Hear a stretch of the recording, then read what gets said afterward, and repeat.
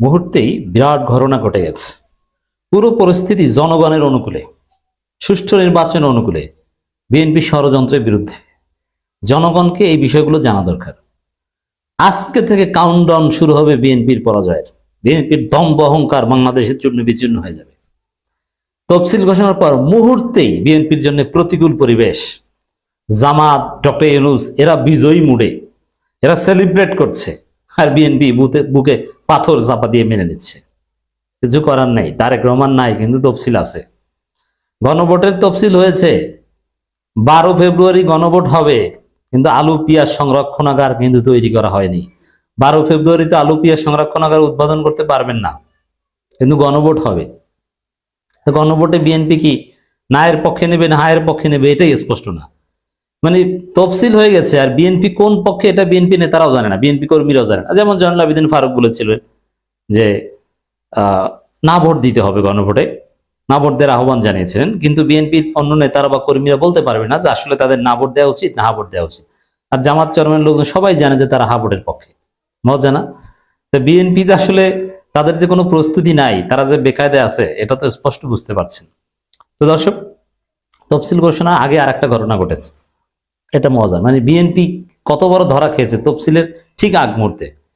জাতীয়ভাবে তফসিলকে কেন্দ্র করে বিএনপির রাম ধরা খাওয়াটা আলোচনায় আসেনি, এটা আগে আপনাদেরকে জানাই। এতেই বুঝবেন যে পুরো পরিস্থিতি বিএনপির প্রতিকূলে, বিএনপি পরাজয়ের দ্বার প্রান্তে। 12 ফেব্রুয়ারি হবে বিএনপির কবর রচনার ফেব্রুয়ারি। কবর বলতে রাজনৈতিক কবর, কেউ মার খাবে না। জামাতের প্রার্থীরা জিতলে বিএনপির প্রার্থীকে বাড়ি যেয়ে তাকে বুকে জড়িয়ে ধরবে, কেউ পালাবে না। জামাতের প্রার্থীরা কেউ কোনো হ্যাডম দেখাতে পারবে না, দেখালে খবর আছে। বিরোধী দল সরকারি দল সবাই হবে সমান অধিকারের। আজকে যিনি বিরোধী দল, পরে তো তারা সরকারি দলে যাবেন, কোনো সংঘাত হানাহানি হবে না। তো তফসিল ঘোষণার ঠিক আগ মুহূর্তে যেটা ঘটেছে, ওই যে ছোট দল বড় দলের প্রতীকে নির্বাচন করবে, বিএনপির একটা খায়েশ ছিল। নির্বাচন কমিশন নানানভাবে চিঠি দিয়েছে নির্বাচন কমিশনকে, এবার চেষ্টা করেছে যে না, যে কেউ যে কোনো দলের প্রতীকে নির্বাচন করতে পারবে, আগের মতোই আইন থাক। কিন্তু না, নির্বাচন কমিশনের অনড় সিদ্ধান্ত, সরকারের অনড় সিদ্ধান্ত যে রেজিস্টার্ড পলিটিক্যাল পার্টিগুলোকে তার নিজ দলের প্রতীকে নির্বাচন করতে হবে। তো সরকারকে চাপ দিয়ে নির্বাচন কমিশনকে চিঠি দিয়ে বিএনপি এখানে কিছু করতে পারেনি। প্রত্যেক দলকে তার নিজ নিজ প্রতীকে নির্বাচন করতে হবে। বিএনপি পরে আদালতে গিয়েছিল, রিট করেছিল যে এটা কেন অবৈধ ঘোষণা করা হবে না, কিন্তু শেষ পর্যন্ত শুনানি শেষে ওটা খারিজ হয়েছে। এর মানে প্রত্যেক দলকে তার নিজ দলের প্রতীকে নির্বাচন করতে হবে। তাই তফসিলের আগ মুহূর্তে এই ঘটনা ঘটেছে। তফসিলের আগ মুহূর্তে বিএনপি আর একটা বিরাট ধরা গেল, বিএনপির একটা স্বপ্ন চেষ্টা মাঠে মারা গেল। মজা না? তফসিলের পরে কি ঘটেছে? তফসিলের পরে বিএনপির যে অপপ্রচার ছিল, বিএনপির অপপ্রচার ছিল, ডাক্তার জাহেদদের অপপ্রচার ছিল, বিএনপির ভাড়াটিয়া ইউটিউবারদের অপপ্রচার ছিল যে ডক্টর ইউনূস নির্বাচন দেবে না, জামাতি ইউনূস।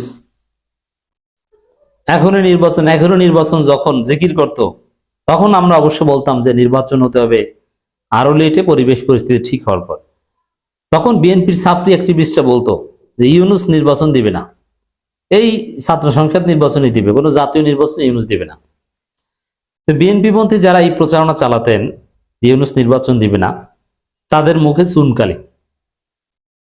এবং জামাত নির্বাচন চায় না, এই প্রচারণা যারা চালাতো তাদের মুখে চুনকালি। এখন কি হয়েছে? ইউনূস নির্বাচনের তফসিল দিয়েছে, মানে ইউনূস সরকারের অধীনে নির্দেশেই নির্বাচন কমিশন তফসিল দিয়েছে, আর জামাত এটাকে সেলিব্রেট করছে, স্বাগত জানিয়েছে। তাহলে বিএনপি ছাত্রী অ্যাক্টিভিস্টরা এতদিন যে প্রচারণা চালিয়েছে, এটা যে পুরোটা গুজব এবং মিথ্যা অপবাদ প্রমাণিত হয়েছে। জামাত নাকি নির্বাচন চায় না, তো জামাত তো এখন এটাকে সেলিব্রেট করেছে। বরং বিএনপি নির্বাচনে কোনো প্রস্তুতি নেই, এই প্রস্তুতি নেই, এটা নিয়ে সন্তোষ সংশয় আছে, এটা নিয়ে আলাদা আলোচনা করবো। ইউনূস তো খুশিতে খুশি। ইউনূস সরকারের বিরুদ্ধে যারা এতদিন কথা বলতো তাদের মুখে চুনকালি। তফসিল ঘোষণা করায় নির্বাচন কমিশনকে প্রধান উপদেষ্টার শুভেচ্ছা। মানে ইউনূস যে আসলে কি, কত সুন্দরভাবে পুরো পরিস্থিতি নিয়ন্ত্রণ করে ধীরে ধীরে ইতিহাসের শ্রেষ্ঠ নির্বাচনের দিকে এগিয়ে যাচ্ছে, পুরো জাতি তাকিয়ে দেখছে। ত্রয়োদশ জাতীয় সংসদ নির্বাচন এবং জুলাই জাতীয় সনদ 2025।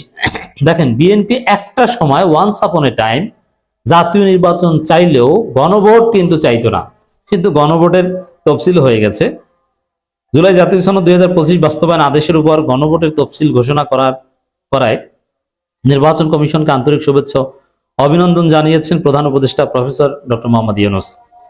এক শুভেচ্ছা বার্তায় তিনি বলেন, এই তফসিল ঘোষণার মধ্য দিয়ে বাংলাদেশের গণতান্ত্রিক অভিযাত্রা একটি গুরুত্বপূর্ণ মাইলফলক অতিক্রম করল।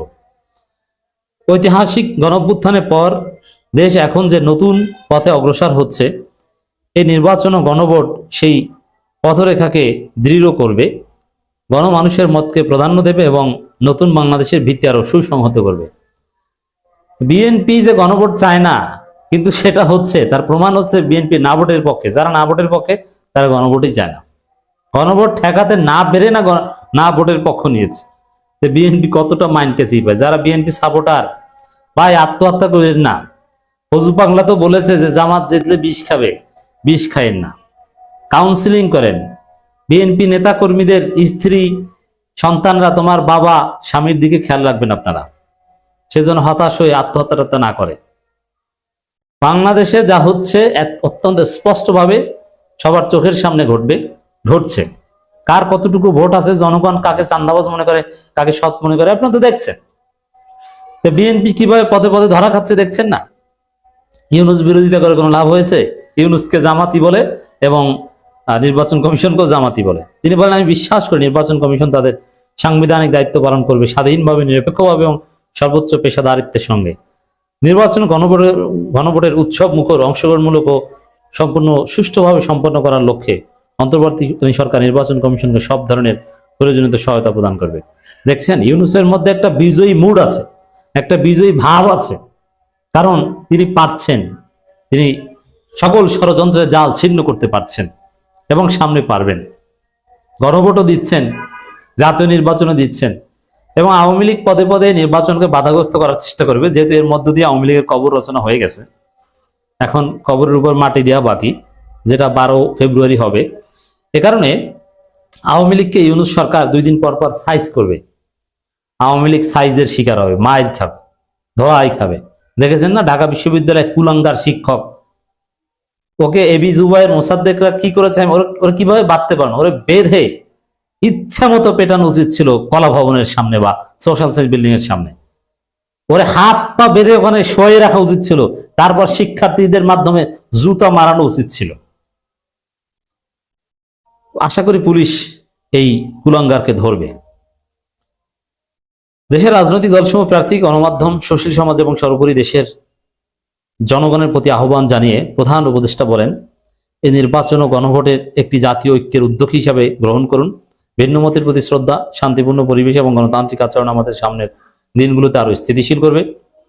তিনি বলেন, বাংলাদেশ আজ নতুন ভবিষ্যতের দ্বার প্রান্তে দাঁড়িয়ে আপনাদের সকলের সক্রিয় অংশগ্রহণ ও দায়িত্বশীল আচরণের মধ্য দিয়ে আমরা একটি আধুনিক, ন্যায়ভিত্তিক ও সমৃদ্ধ রাষ্ট্র নির্মাণে সফল হব। এ আমার দৃঢ় বিশ্বাস।